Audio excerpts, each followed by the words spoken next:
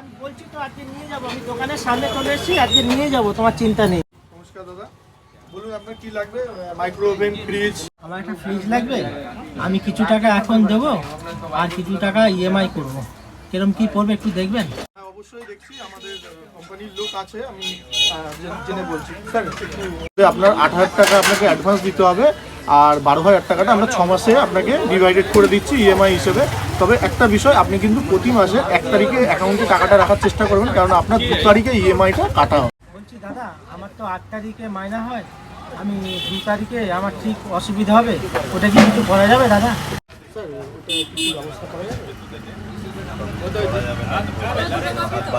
2 তারিখেই কাটবে টাকাটা। বলছি আমরা তো টাকা দেবো বলেছি, আমরা তো বলিনি টাকা দেবো না, একটা আপনারা এমন সিস্টেমে করে দিন যেন আমরা দিতে পারি টাকা। হ্যাঁ সবই বুঝতে পারছি দাদা, কিন্তু আমাদেরও তো হাত পা বাঁধা, এরকমভাবেই সিস্টেম তৈরি হয়েছে আর এই সিস্টেমটাই চলছে।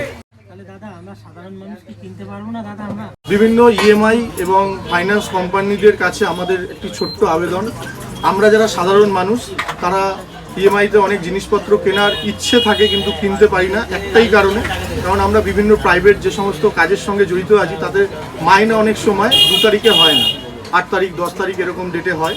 তো চাইলেও আমরা 2 তারিখে সেটা পে করতে পারবো না জেনে আমরা অনেক কিছু থেকে পিছিয়ে আসি। ধন্যবাদ।